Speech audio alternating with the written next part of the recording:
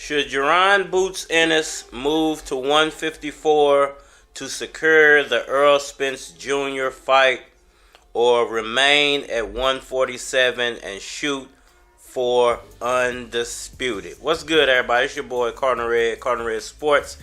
Let's talk about it. Alright, so what's the new road for Jaron Boots Ennis? We all see what's going on. You know, there's been some confusion with the WBO as far as who's ranked number 1, number 2. For some reason, it's looking like they dropped Jaron Ennis from the rankings for some reason. I don't know what's going on with that. But when the last time I looked at it, they put Virgil Ortiz back at number 1. I don't see Jaron Boots Ennis' name on there anymore. I don't know if it's a glitch or what's going on, but there's definitely something fishy going on with that. I'm hearing that the Amino Santanillos fight is being canceled or rescheduled, so I don't know what's going on with that now. It's crazy because, you know, they're saying Santanillo is injured. Does that mean that Errol Spence doesn't have to fight Keith Thurman at this point? Because he was only fighting Thurman in my eyes, so he didn't have to fight Santanillos and not make any money off of that fight. So I'm like, why fight Thurman then now? You know, you might as well just go ahead and fight Crawford at this point, because there is no Amino Santanillos WBA situation blocking you, or a mandatory situation blocking you, forcing you to have to fight Thurman now. You could, and you're not putting the title on the line versus Thurman. So, you know, I don't even understand why the Thurman fight is still going on. But it looks like that's what's going to happen.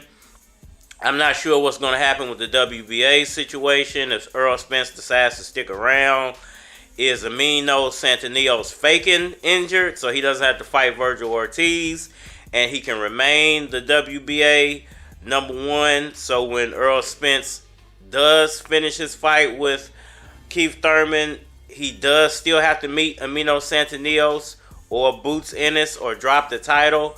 Because I think if Amino Santanillos was to have lost to Virgil Ortiz, then he lost everything. And, you know, if the fight doesn't happen, I guess nothing changes.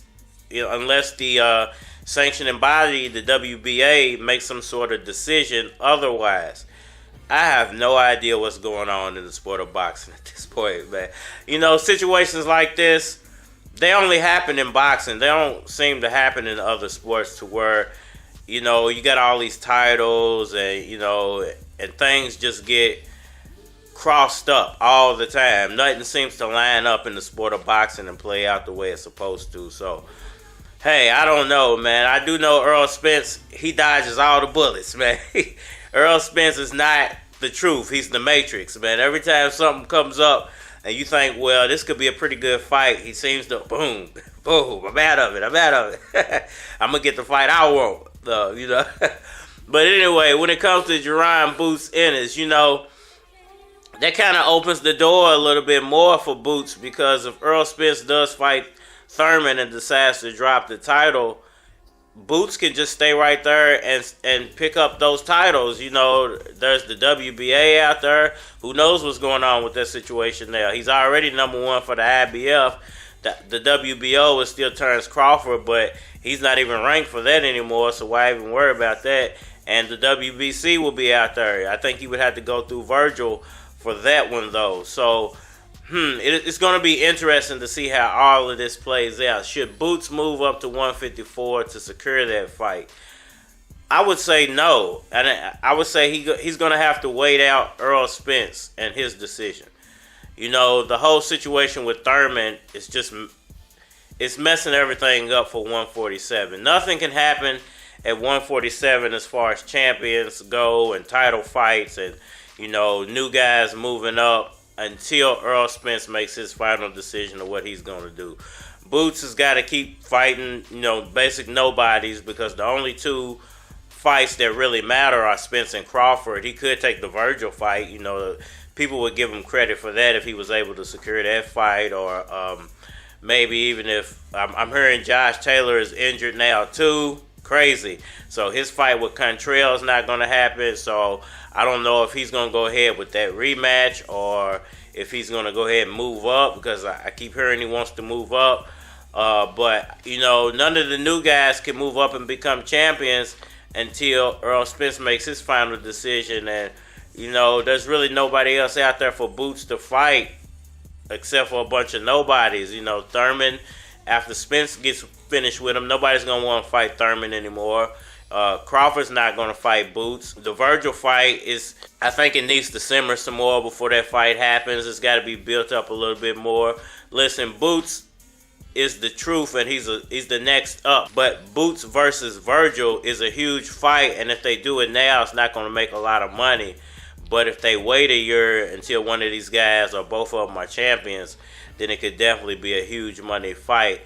There are a few other names out there, but they're so unpopular at the moment. You know, Boots, Virgil, Crawford, Spence, Thurman, those are the most popular welterweights at the moment. There are a bunch of up-and-coming names, but none of those guys have solidified themselves enough to where you could put a guy like Boots in the ring with him and he can headline that and make it a pay-per-view. It's just not there yet.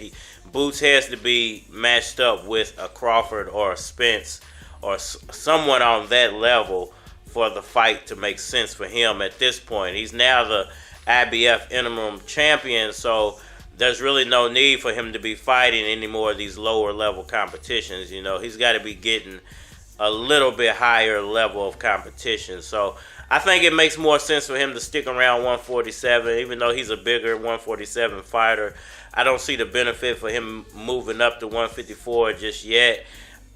He's at least got to secure one title down there and get him, you know, at least one or two big money fights down at 147 and just see how the landscape's going to play out. Because if Spence does vacate those titles immediately after Thurman, everything, it's a free-for-all at welterweight. And, you know, everything's in play for Boots, Virgil, Crawford, and Santanios if he decides to come back and throw his name in the hat.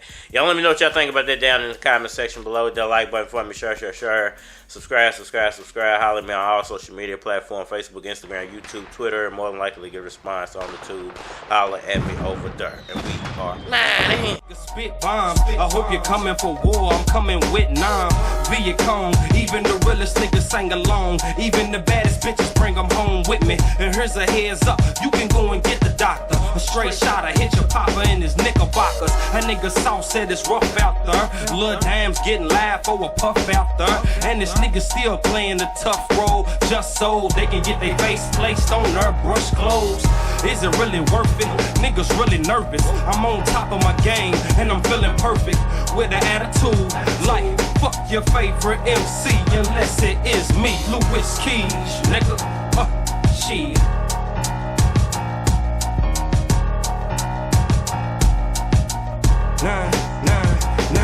Now listen close to what I say.